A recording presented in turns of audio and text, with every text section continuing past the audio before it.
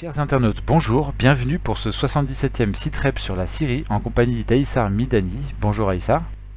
Bonjour Raphaël et bonjour à tous les internautes et à tous ceux qui nous suivent depuis un certain temps et même les nouveaux. Alors c'est un Sitrep un petit peu spécial puisque là en ce moment on est en pleine crise de la pandémie du coronavirus en France avec des mesures qui vont être annoncées ce soir à 20 h par Emmanuel Macron.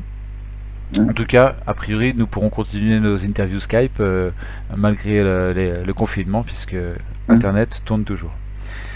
C'était pour la petite blague. Alors on va parler de choses un peu plus sérieuses maintenant, notamment donc en Syrie, tout ce qui se passe autour des axes routiers.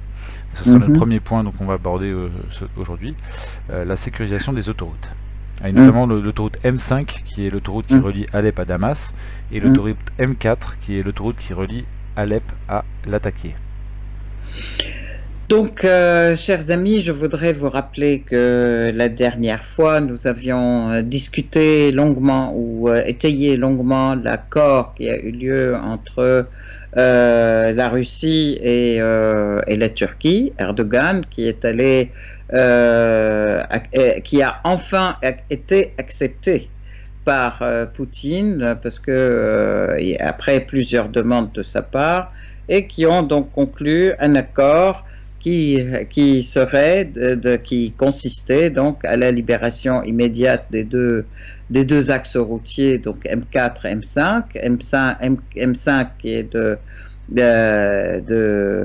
Alep à Damas et la M4 qui est Alep-Latakia.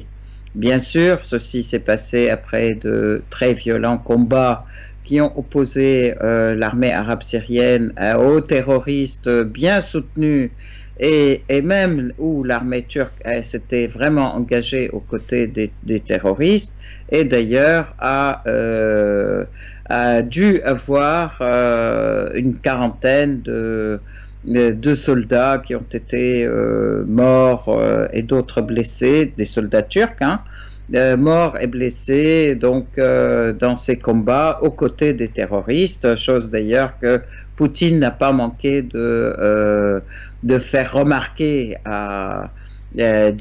diplomatiquement, faire remarquer à Erdogan que comme quoi on sait en fait que vos soldats étaient aux côtés des terroristes alors qu'ils ne devraient pas l'être.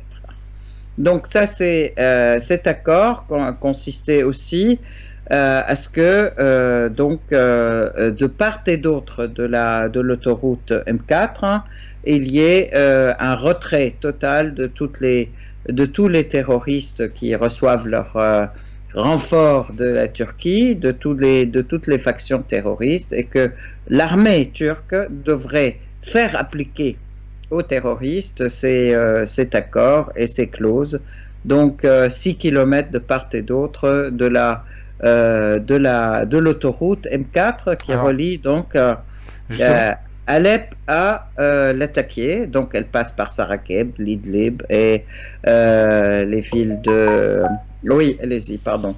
Oui, justement, il y a eu la première patrouille russo-turque qui est entrée en œuvre. C'est un peu une bizarrerie presque, puisque c'est vrai que autant ils font des accords diplomatiques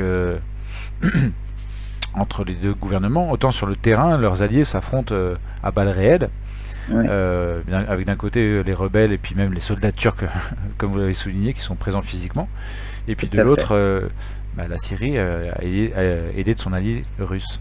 Donc ces patrouilles russo-turques qui sont censées sécuriser ces axes routiers sont entrées en œuvre récemment, mais elles n'ont pas pu terminer leur patrouille. Alors est-ce que vous pouvez elles ont dû écourter leur patrouille? Est-ce que vous pouvez nous expliquer? En effet, donc ces patrouilles russo-turques faisaient partie effectivement de l'accord, c'est-à-dire que pour être sûr que ces autoroutes vont être sécurisées et que les Turcs doivent être un peu sous l'œil vaillant de l'armée russe, disons-le, et donc c'était des patrouilles mixtes, communes qui devaient avoir lieu dans ces surtout sur l'autoroute M4, hein, qui se trouve donc sur le chemin de Alep, Sarakeb, Nairab, Jisr Chrour et jusqu'à Latakia. Donc ce sont à la fois des villes, je dirais des villes qui sont très importantes, pour lesquelles il y a eu aussi de très violents combats, où les Turcs, avec les terroristes, ils s'étaient tués et ils ont essayé au maximum de les reprendre. Mais bon, que cet accord consacre le contrôle de la Syrie sur ces territoires. Et en fait, et dans les faits, les terroristes ont empêché cette patrouille russo-turque sur l'autoroute M4. Hein. Ils ont fait des attaques, des voitures piégées. Il y a eu des attaques effectivement à des missiles en fait devant les patrouilles, en fait, pas sur elles, mais pour éviter. Et dernièrement, aujourd'hui, ils sont allés jusqu'à détruire un pont qui est sur cette autoroute, pour encore éviter, pour interdire le passage le passage en fait et l'ouverture en fait de l'autoroute, puisque ça s'ouvrait sous l'égide de cette patrouille mixte russo-turque. Alors j'ai lu sur Sputnik News que ces groupes radicaux, hein, ou ces groupes terroristes, selon comment on les appelle, utilisent également des boucliers humains justement pour se protéger des représailles, justement dans cette patrouille russo-turque. Effectivement, c'est une habitude systématique chez eux. C'est d'utiliser effectivement les habitants des villes qu'ils occupent ou des lieux qu'ils occupent comme bouclier humain, pour éviter de se faire bombarder et pour éviter de se faire attaquer par l'armée arabe syrienne et par les Russes. Bon, ceci dit, c'est vrai que je dirais, c'est la dernière carte que joue Erdogan, parce que on aurait pensé qu'après cette rencontre qui était très humiliante pour lui, avec Poutine, qu'il a laissé attendre 10 minutes avant, avec le fait qu'il a salué avec un visage complètement fermé, et que on a vu comment il était quand il est sorti effectivement de cet entretien, un entretien qui a duré 6 heures pour aboutir à cet accord. Bon, en fait, on aurait pensé qu'il allait effectivement l'appliquer, mais en réalité, il recommence à alimenter et ravitailler donc les terroristes qui continuent à être là, et qui en armes, en munitions et en hommes d'un côté, et de l'autre côté, il les pousse effectivement. Ces terroristes sont soutenus toujours par lui. Ils vont jusqu'à détruire, jusqu'à empêcher les patrouilles de passer, empêcher l'ouverture, et jusqu'à détruire un pont dans la ville une ville qui est en fait de la banlieue de Idlib, en fait, hein, dans la banlieue sud de Idlib. Voilà. Alors, donc ça c'est un point, oui. Voilà. On va parler maintenant de l'est et du nord-est de la Syrie, où il y a également eu des agressions turques sur des villages, avec notamment des tirs de canon, hein, une agression militaire vraiment. Est-ce que tu peux nous en parler également? Tout à fait, tout à fait. Alors par contre, je voudrais revenir sur un peu l'autoroute, parce qu'on a parlé de l'autoroute M4, on n'a pas du tout parlé de la M5. L'autoroute M5, par contre, Alep-Damas a été entièrement déblayée, entièrement remise en circulation.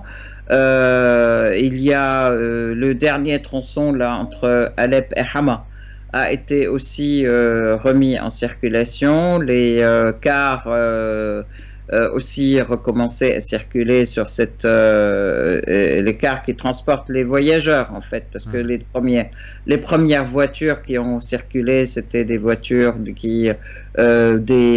pour des équipements, le ministère des équipements en fait qui remettait en état l'autoroute, qui déblayait, etc. Alors que là, bon, elle est effectivement ouverte à la circulation, elle fonctionne. Donc ça, c'est vraiment important. Et puis, je voudrais dire quand même que les travaux de déblaiement ont commencé immédiatement après l'accord, même, et les gens y travaillaient nuit et jour, et ils continuent d'ailleurs de manière à la mettre très vite en forme, en état, et pour qu'elle soit apte à la circulation à la fois des voyageurs et des biens. Parce que il faut savoir quand même que c'est une artère principale pour l'économie dans le pays, puisqu'elle transporte aussi les denrées des terres agricoles jusqu'au marché dans les villes, etc. Et inversement, en fait, vice-versa. Donc ça, c'est très important. Alors maintenant, pour ce qui est de l'Est syrien, alors la partie Est de l'Euphrate qui s'appelle El Jazira Souria, la ville de Hasakeh a été, comme d'ailleurs depuis le début de l'agression turque, hein, a été toujours l'objet de tirs acharnés de la part de la Turquie, de la part de l'armée turque. L'objectif étant alors des tirs, des agressions systématiques contre la population, des destructions systématiques de l'infrastructure, c'est-à-dire les centrales de production électrique et les circuits de distribution d'eau. L'objectif est de faire partir la population qui habite dans cette région et l'expulser et la transformer en réfugiés pour qu'ils les exploitent et puis qu'ils menacent aussi l'Europe avec ces réfugiés qu'ils sont en train de pousser à l'exil et de pousser à quitter leur ville, et d'un côté, et de l'autre côté, pour effectuer un changement démographique, pour amener l'objectif d'Erdogan, je voudrais quand même le rappeler, et il l'a dit à plusieurs reprises, il voudrait ramener, soi-disant, les Syriens qui sont chez lui pour les mettre dans cette région, sachant que, en fait, aujourd'hui, ce qu'il essaye de faire, c'est de ramener les terroristes qu'il envoie d'Idlib, les amener là, et en chassant la population.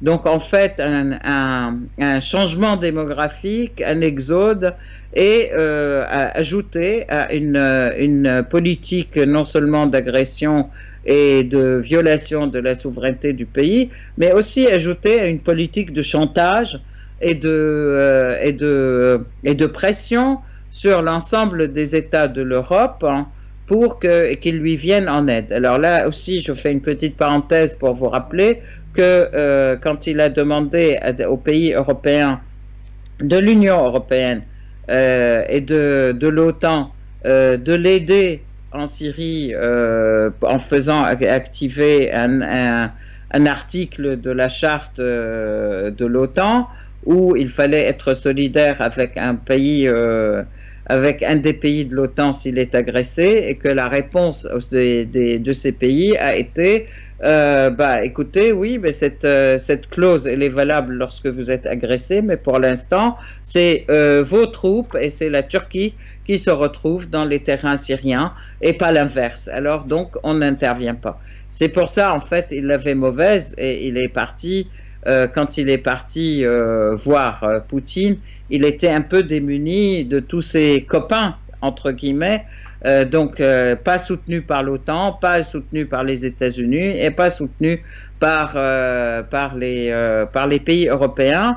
Par contre, il était clairement soutenu par Israël, puisqu'il y a eu un bombardement israélien juste à ce moment-là contre Damas et contre l'aéroport à Damas et l'aéroport de Homs. Donc voilà, ça c'est un peu le lien entre cette région, entre ce qui se passe. Alors, je voudrais aussi ajouter que le général Haftar de Libye a affirmé que Erdogan a déplacé 7500 terroristes de Syrie vers la Libye.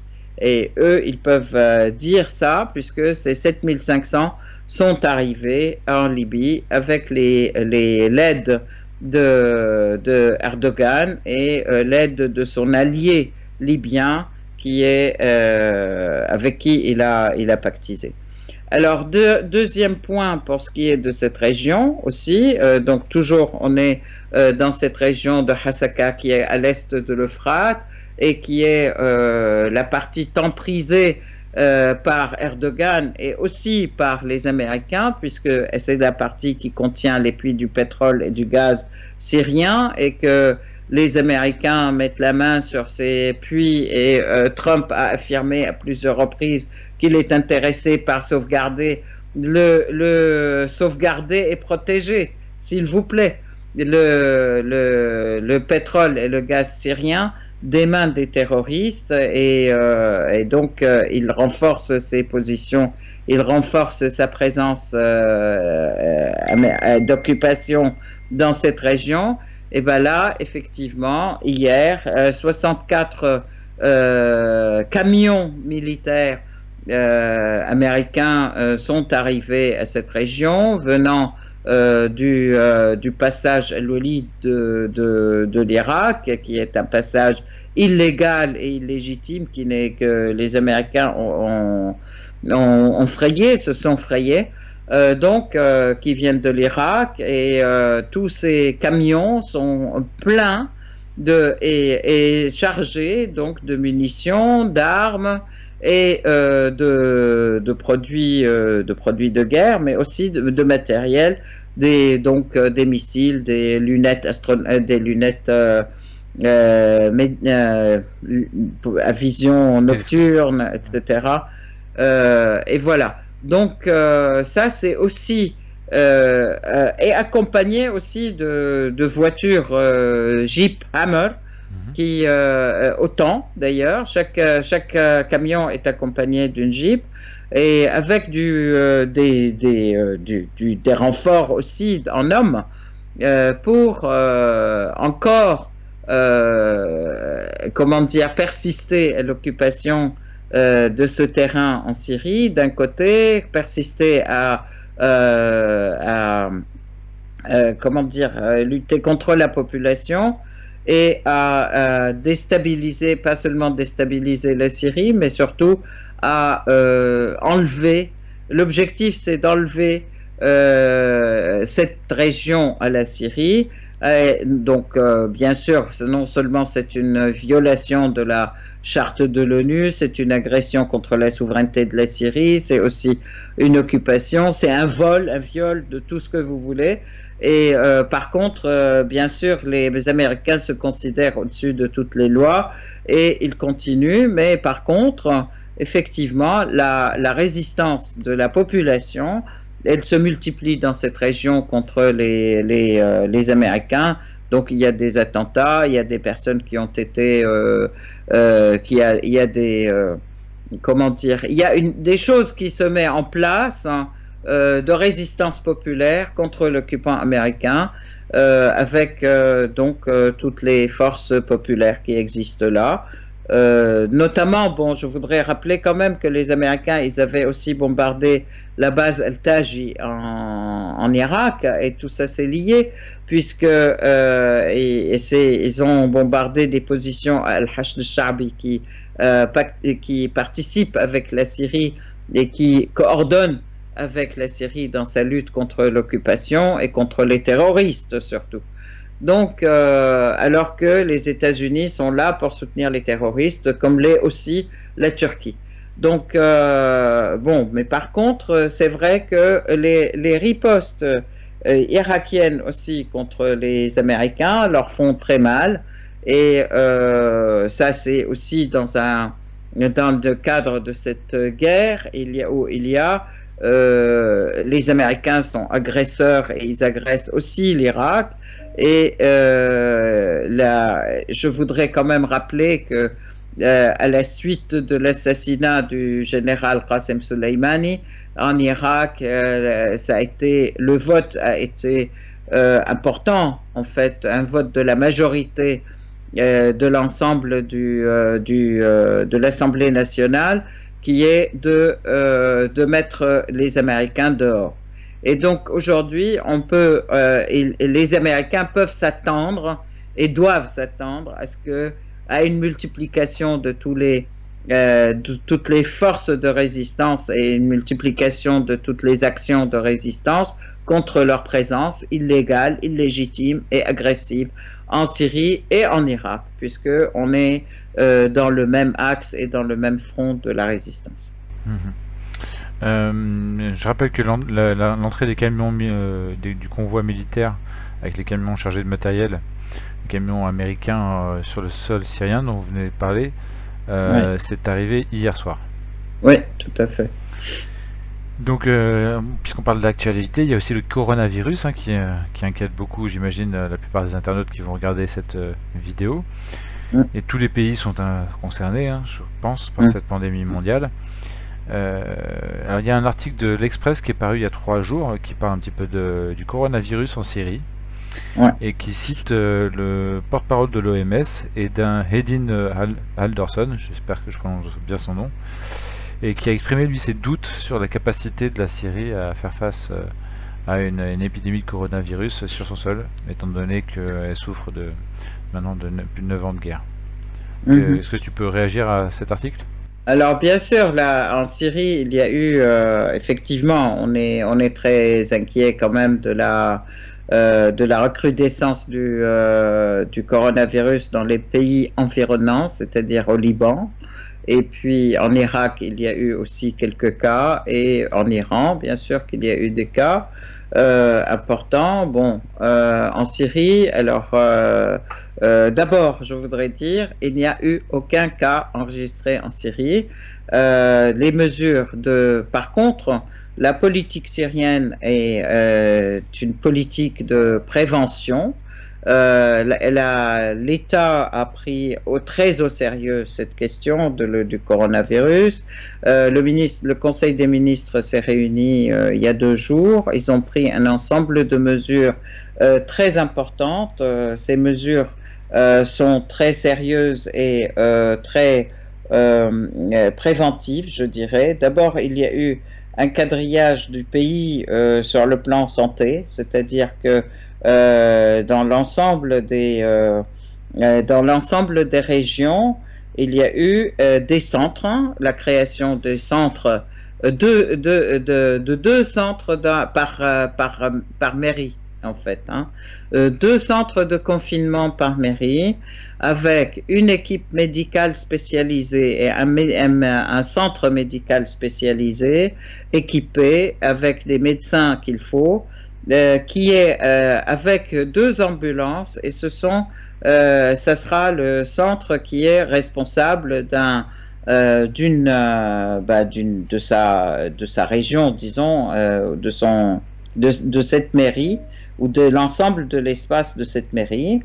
Il est donc équipé d'un certain nombre en personnel, il est équipé en médicaments, en appareillage et une capacité de mesurer et de savoir si corona ou pas, et en plus donc une généralisation de ce contact à toutes les familles, à toute la population qui est dans cette mairie.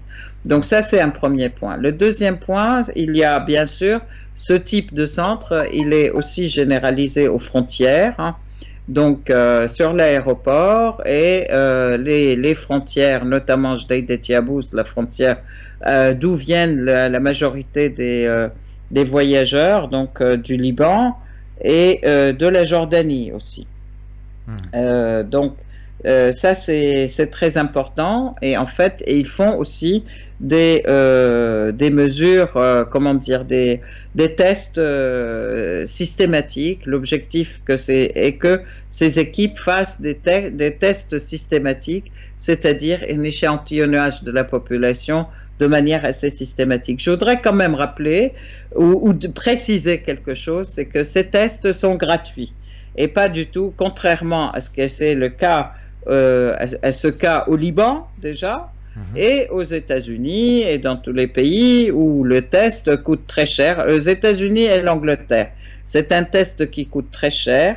Et en fait, au Liban, le test lui-même, il faut que la personne qui demande à être testée le paye. Elle le paye 15 000 livres au Liban. Et puis aujourd'hui, j'entendais un débat, c'est que on demandait encore à la personne qui subit le test par les hôpitaux privés de payer un supplément encore de 16 000 livres. Donc c'est très grave parce que c'est énorme comme ça.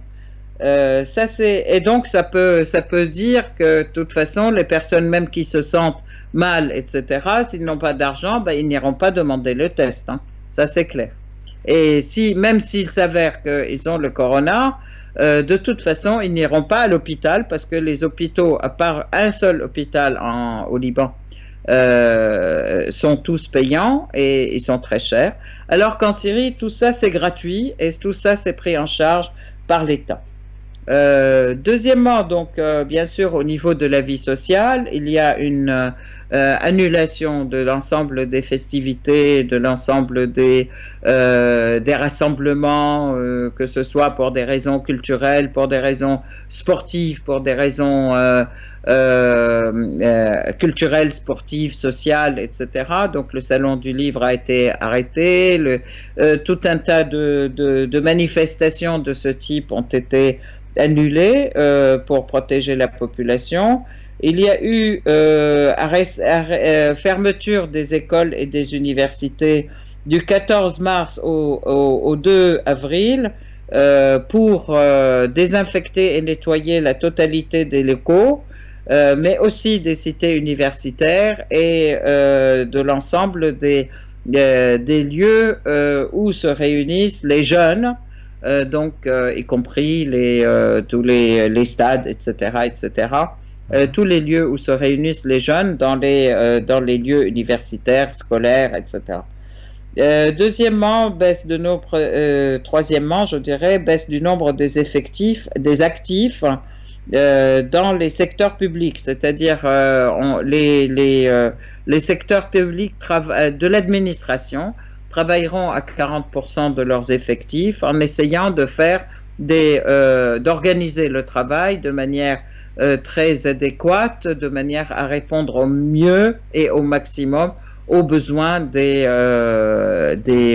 citoyens, donc pour ce qui est leur démarche, etc., pour effectuer. Donc et puis une diminution de la durée du travail, donc c'est devenu de 9h à 2h, pardon, alors que c'était de 8h30 à 3h30. D'accord. Donc, annulation aussi provisoire du badging, en fait, parce que en Syrie, ils avaient mis en place le badge où on passe avec ses empreintes digitales. On badge avec son empreinte, donc ça a été arrêté pendant un mois. Après, exiger des ministères responsables des services économiques aussi, de rendre des services économiques dans l'ensemble, d'assurer l'organisation permettant le bon fonctionnement, c'est-à-dire la disponibilité de denrées alimentaires auprès des citoyens partout, donc dans tous les centres de vente des produits alimentaires, la disponibilité de tout, la disponibilité du pain, parce que toutes les boulangeries, parce qu'en Syrie il y a des grandes boulangeries industrielles, que toutes les boulangeries continuent à fonctionner normalement, qu'elles soient aussi alimentées normalement en farine, en eau, etc. Donc ça c'est après arrêt total de toutes les activités collectives, ça on l'a dit, effectivement, fermeture des restaurants, C'est pas fermeture des restaurants et des cafés, par contre, interdiction aux restaurants et des cafés de donner du narguilé. En fait, c'est les chichas. Et puis appliquer aussi un programme de désinfection de l'ensemble des lieux qui reçoivent du public, mais aussi au niveau des transports en commun, il y a une désinfection générale de l'ensemble des voitures de transport de manière définitive, en fait, c'est-à-dire vraiment s'assurer, les laver à fond, pas avec de l'eau seulement, mais avec des produits désinfectants, etc., de manière à écluser et enrayer toute possibilité d'infection qui pourrait se transmettre par les gens qui l'avaient pris. Et se mettre un programme de ce type de manière à désinfecter régulièrement et tous les jours. Voilà. Donc, ça, c'est aussi prendre les mesures nécessaires dans le domaine de la production publique et privée, qui continueront, eux, à fonctionner, mais aussi donc que sur les lieux du travail, il y ait systématiquement aussi, on soit sûr d'avoir assuré un environnement hygiénique du travail pour tout le monde et donc une désinfection de l'ensemble des lieux et des lieux de travail, des enceintes et puis et présence assurée un service médical permanent sur place de manière à pouvoir répondre rapidement au moindre malaise des personnes ou la moindre personne qui pourrait être soupçonnée d'avoir les symptômes en fait et de manière comment dire, de manière permanente. Voilà, et donc assurer, on l'avait dit, les centres de confinement par mairie. Les étudiants les étudiants de la dernière année en médecine, oui, doivent être formés de manière à pouvoir s'impliquer dans les secours et dans les équipes médicales ambulantes et qui travaillent dans ce domaine, de manière à ce qu'ils soient tout de suite efficaces aussi. Donc les intégrer dans l'organisation de travail, déjà les former, et puis les intégrer dans l'organisation du travail. Ça veut dire les affecter à des régions différentes et à des mairies différentes, de manière à ce que quand on les appelle, ils soient là et ils soient efficaces immédiatement. Le ministre de la Santé donc assure qu'à cette heure-ci, jusqu'à ce jour, il n'y a aucun cas enregistré, qu'il y avait quelques cas qui étaient soupçonnés d'être corona, mais en fait, après le test, il s'est avéré qu'il n'y avait rien. Et plus donc, plus des consignes à la population sont diffusées systématiquement à la radio, à la télé, etc., qui montrent quels sont les symptômes du corona, c'est-à-dire la toux sèche, une toux sèche, une fièvre et puis des difficultés à respirer. Et quand c'est comme ça, donc il faut toujours tout de suite courir, contacter les médecins de garde, je dirais, de garde corona, parce qu'ils sont spécialisés. Et puis, le ministère de la Santé tient à continuer à informer les citoyens en toute transparence et en précision sur toute nouvelle, d'abord sur toute nouvelle éventuellement atteinte et sur toutes les nouvelles informations concernant le coronavirus et tous les cas enregistrés, et attend des citoyens surtout d'être prudents, de suivre les consignes et les dispositions demandées. Donc les prières aussi sont suspendues dans les mosquées et les églises. Les élections législatives qui étaient prévues en avril, elles ont été repoussées au mois de mai.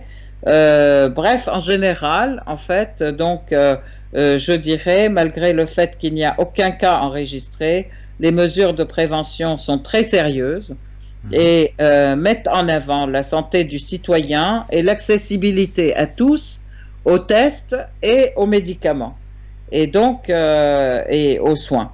Donc tout cela gratuitement et après 9 années de guerre. Moi, je dirais chapeau la Syrie et chapeau à ce gouvernement du président Bachar el-Assad contre lequel tout l'Occident fait la guerre parce que justement c'est un État qui est au service du citoyen et ça déplaît profondément aux pays occidentaux parce que eux, ils propagent la santé à deux vitesses, une santé pour les riches, une santé pour les pauvres, et d'un autre côté, ils démantèlent tout ce qui, dans la santé, fonctionne bien, et c'est tout sous prétexte que ça coûte trop cher, etc. C'est donc le profit dans la santé, ou je dirais les économies de dépenses au niveau de la santé, quitte à ce que ce soit contre la santé du citoyen. Et voilà. Alors d'ailleurs là-dessus, je voudrais juste un petit commentaire concernant les positions de Boris Johnson qui disait ah ben de toute façon on va se préoccuper des jeunes et puis les vieux, ben, s'ils meurent c'est tant mieux. C'est de l'élimination naturelle par selon la théorie de Darwin. Et puis exactement la même position, je dirais, de Trump par rapport aux États-Unis, parce que de toute façon, aux États-Unis, quand on sait que la santé coûte très très cher et que personne n'ira à l'hôpital et personne n'ira demander le test qui coûte très cher, et qu'il y ait le nombre des millions de SDF aux États-Unis, bon, il est sûr que ça ne va pas du tout dans le sens de la protection générale de la population. C'est plutôt dans le sens de l'élimination des plus faibles, et une théorie fasciste bien connue, hein. Voilà. Alors c'est vrai qu'en France, on ne sait pas non plus où est-ce que jusqu'où ça va aller. On anticipe déjà qu'il va y avoir un stress au niveau de l'hôpital, c'est-à-dire en termes de nombre de lits, puisqu'il y avait déjà un stress, et le personnel hospitalier était déjà en grève depuis longtemps pour réclamer plus de moyens, plus de places, plus de lits. Bah là, avec l'épidémie, ça va être encore pire. Donc ils vont devoir faire face à des choix cornéliens, soigner un tel, soigner un tel. Et voilà, donc ça va être des choix pas beaux à faire, mais qu'il va falloir quand même faire. Et voilà, donc on va serrer les doigts, on va croiser les doigts et se serrer les coudes. Alors je crois que ces choix ont été déjà pris quand il a fallu effectivement faire des communautés de moyens et réduire le personnel hospitalier au maximum pour faire un hôpital qui ne coûte pas cher, qui coûte moins cher, etc. Et en disant, bon, de toute façon, les gens, ils se débrouilleront. Et aujourd'hui, on en est à dire, effectivement, qu'on va privilégier les jeunes par rapport aux vieux. Et donc, ces choix sont faits. C'est malheureux, mais c'est comme ça. Ils le font. Et ils sont obligés de le faire. Et donc, ça n'empêchera pas la propagation de la pandémie ou de l'épidémie. Parce que si les gens qui sont contaminés restent chez eux, restent en contact avec les autres, il suffit pas de dire n'allez pas voir vos grands-mères, monsieur Macron, comme l'a dit monsieur Macron, mais il le dit, mais bon, c'est quand même malheureux que ça en arrive là à sacrifier les gens pour d'autres, et tout ceci pour l'argent. Alors on va terminer sur une petite note un peu plus positive, c'est une blague que les Palestiniens ont fait eux-mêmes, les Palestiniens de Gaza, en disant mais nous le coronavirus on n'en a pas peur, ça fait plus de 40 ans qu'on est en quarantaine. Absolument. Alors à cette occasion, moi je voudrais quand même encore exprimer toute ma solidarité aux Palestiniens qui, encore une fois, en plus du coronavirus et en plus de les Israéliens le retournent contre eux et continuent à escalader les agressions contre les Palestiniens. Et en fait, aussi bien dans le printemps arabe comme le coronavirus, etc., ils utilisent tout ça comme occupation de tout le monde pour que eux puissent en silence faire passer leur plan qui est celui de consacrer et élargir l'occupation de la Palestine et continuer à chasser le peuple palestinien de ses terres et de ses maisons pour en faire un peuple de réfugiés, un peuple dans la diaspora. Donc, moi, je voudrais exprimer toute ma solidarité et tout mon salut et mon respect à ce peuple qui se bat depuis 75 ans, voire plus, depuis 75 ans, qui se bat pour faire valoir la justice de sa cause, la justesse de sa cause, et pour faire valoir la justice. Et donc, je leur tire mon chapeau et je dis aussi, Palestine vaincra. Très bien. Mais Aïssa Al-Midani, merci pour ton témoignage, tes analyses et ton militantisme. À très bientôt. À très bientôt. Merci beaucoup, Raphaël.